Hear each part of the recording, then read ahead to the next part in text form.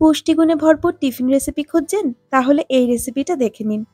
যেমন সুস্বাদু তেমন স্বাস্থ্যকর। বাচ্চাদের স্কুল টিফিনে দিতে তো পারবেনই, তার সাথে সাথে অফিস লাঞ্চ বক্সের জন্য কিন্তু প্যাক করতে পারবেন। হেলদি ব্রেকফাস্টের জন্য এটা দারুণ একটা অপশন হতে পারে, অথবা ইভিনিং স্ন্যাক্সেও পরিবারের সবাই মিলে একসাথে এই রেসিপিটা কিন্তু এনজয় করতে পারবেন। তাহলে চলুন রেসিপিটা দেখে নেওয়া যাক। আজ আমি বানাচ্ছি সুজি বেসন বাইটস। তার জন্য আমি এখানে নিয়ে নিয়েছি মেজারিং কাপের 1 কাপ সুজি, আর সেই একই কাপ মেপে দিয়ে দিলাম হাফ কাপ বেসন। আমি সবকিছু মাপার জন্য একটা মেজারিং কাপ ব্যবহার করছি, তবে আপনারা চাইলে একটা নির্দিষ্ট বাটি মেপেও কিন্তু সবকিছু নিতে পারবেন। ওই একই কাপ মেপে দিয়ে দিলাম 1 কাপ টক দই, আর তার সাথে 1 কাপ জল। স্বাদ মতো লবণ দিয়ে দেবো এখানে, আর তারপর সবকিছু খুব ভালো করে একটু মিক্স করে নেব। আমি একটা হ্যান্ড উইস্কের সাহায্যে খুব ভালো করে এটাকে মিক্স করে নিচ্ছি। খেয়াল রাখতে হবে এর মধ্যে যেন কোনো বড় লাম্পস না থাকে। এবার এই মিশ্রণটাকে ঢাকা দিয়ে 10 মিনিটের জন্য রেখে দেব। এতে করে সুজিটা কিন্তু খুব ভালোভাবে ফুলে যাবে।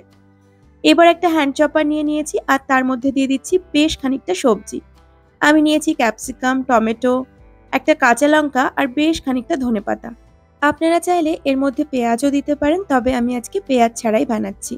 এদিকে 10 মিনিট হয়ে গেছে, এর মধ্যে আমি কুচিয়ে নেওয়া সবজিটাকে দিয়ে দিলাম। এরই সঙ্গে দিয়ে দিচ্ছি গ্রেট করে রাখা গাজর। এখানে আমি একটা গাজরকে গ্রেট করে রেখেছিলাম আগে থেকেই। এবার সবকিছুকে খুব ভালো করে মিক্স করে নিচ্ছি। আপনারা আপনাদের পছন্দ মতো যে কোনো সবজি কিন্তু এখানে অ্যাড করতে পারবেন। একটু সুইট কর্ন দিতে পারেন, অথবা মটরশুঁটি, কিংবা চাইলে একটু আলুও গ্রেট করে দেওয়া যেতে পারে। সবকিছুতেই কিন্তু এটা খেতে ভীষণই ভালো লাগবে। বাচ্চারা তো একেবারেই সবজি খেতে চায় না, এইভাবে কিন্তু বাচ্চাদের খুব সহজে অনেকটা পরিমাণে সবজি খাওয়ানো যায়। রঙের জন্য আমি এখানে খুব সামান্য একটু হলুদ গুঁড়ো দিয়ে দিচ্ছি, আর আবারও ভালো করে একবার মিশিয়ে নিচ্ছি। হলুদ গুঁড়োটাকে খুব ভালো করে মিক্স করে নিয়ে আমি দিয়ে দেবো এর মধ্যে 1 প্যাকেট ইনো। আপনারা চাইলে কিন্তু এখানে 1/4 টিস্পুন বেকিং সোডাও ব্যবহার করতে পারেন। ইনোটাকে ভালোভাবে অ্যাক্টিভ করার জন্য আমি এখানে একটু লেবুর রস দিয়ে দিলাম। এবার খুব ভালো করে সবকিছুকে মিক্স করে নেব। আর এই ইনোটা অ্যাড করার পর কিন্তু এই কাজটা ভীষণই দ্রুত করতে হবে। ইনোটা অ্যাড করার পর অনেক বেশিক্ষণ ব্যাটারটাকে রেখে দেওয়া যাবে না। এর আগেও কিন্তু আমি অনেক হেলদি রেসিপি আপনাদের সঙ্গে শেয়ার করেছি। সেগুলো দেখতে চাইলে আমার চ্যানেলের প্লেলিস্টে গিয়ে আপনারা দেখে আসতে পারেন। এছাড়া এই ভিডিওর একদম শেষে এন্ড স্ক্রিনেও আমি 2টো হেলদি রেসিপি দিয়ে দেব, যেটা আপনারা খুব সহজেই বাচ্চাদের টিফিনে অথবা নিজেদের জন্য ঝটপট বানিয়ে নিতে পারবেন। দেখুন, আমি একটা আপ্পে প্যান গরম করে নিয়ে তার মধ্যে কিছুটা রিফাইন্ড অয়েল দিয়ে দিয়েছি, আর 1 চামচ করে ব্যাটার নিয়ে আমি এর মধ্যে দিয়ে দিচ্ছি।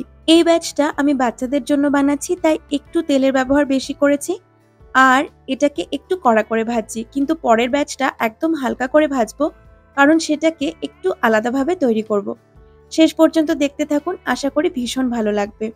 আর হ্যাঁ, আপ্পে প্যান না থাকলেও কিন্তু আপনারা এটা বানিয়ে নিতে পারবেন। ছোট কোনো বাটিতে কিংবা ইডলি মোল্ডে দিয়ে স্টিম করেও নিতে পারবেন এই ব্যাটারটাকে। তারপর পরে আমি যে পদ্ধতিটা দেখাবো ঠিক সেভাবেই তড়কা দিয়ে টস করে নিলেই হবে। আমি পরের ব্যাচটাও দিয়ে দিয়েছি, আর খেয়াল করেছেন নিশ্চয়ই যে এই ব্যাচটাতে কিন্তু আমি একদম অল্প তেলের ব্যবহার করেছি। লো ফ্লেমে কিন্তু এটাকে তৈরি করব, আর একটা পাশ হালকা একটু হয়ে এলেই এটাকে উল্টে দেব। অনেক বেশি লালচে হওয়া পর্যন্ত কিন্তু অপেক্ষা করব না। দেখুন, এটা কিন্তু একদম হালকাভাবে সেঁকে নিচ্ছি, কারণ এটাকে পরে আমি আবার টস করব। আর এটা না ভীষণ সফট হয় খেতে, মুখে দিলেই মিলিয়ে যায়। সবগুলো দেখুন আমার তৈরি করে নেওয়া হয়ে গেছে। এবার একটা ফ্রাই প্যান নিয়ে আমি এর মধ্যে দিয়ে দিলাম 1 টিস্পুন মতন রিফাইন্ড অয়েল। আমি রিফাইন্ড সানফ্লাওয়ার অয়েল ব্যবহার করেছি। আপনারা যে কোনো কুকিং অয়েল ব্যবহার করতে পারেন। তেলটা একটু গরম হয়ে গেলে এর মধ্যে দিয়ে দিয়েছি 1 চা চামচ কালো সর্ষে, আর দিয়ে দিচ্ছি 1.5 চা চামচ সাদা তিল।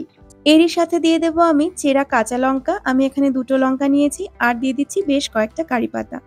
সাদা তিল আর কারি পাতাতে কিন্তু প্রচুর পরিমাণে ক্যালসিয়াম থাকে। ফোড়নটা ভাজা হয়ে গেলে যে সুজি বেসনের বাইটসগুলো বানিয়ে রেখেছিলাম সেগুলোকে দিয়ে দিলাম, আর তারপর হালকা হাতে এগুলোকে একটু মিক্স করে নেব। অনেক বেশিক্ষণ সময় ধরে এটাকে নাড়তে হবে না। গ্যাসের ফ্লেমটা একদম লোতে রেখে 1 থেকে 1.5 মিনিটের জন্য নেড়ে নিলেই চলবে।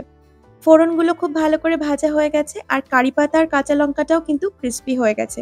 এগুলো যখন মুখে পড়ে তখন ভীষণ ভালো লাগে খেতে। প্রোটিন, ফাইবার আর ক্যালসিয়ামে ভরপুর এই রেসিপিটি আপনাদেরকে কিন্তু ওজন কমাতেও অনেকটা সাহায্য করবে। আর সব থেকে বড় ব্যাপার হলো যে এটা বানাতে কিন্তু খুব বেশি হলে 20 থেকে 25 মিনিট সময় লাগে।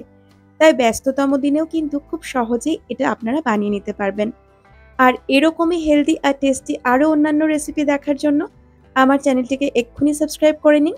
আজকের ভিডিও ভালো লাগলে লাইক করতে কিন্তু ভুলবেন না। আর আপনার মতামত আপনি কমেন্টসের মাধ্যমে আমাকে জানাতে পারেন। আমি হাজির হয়ে যাব খুব তাড়াতাড়ি নতুন আরেকটি রেসিপির সঙ্গে। ভালো থাকবেন সকলে। ধন্যবাদ।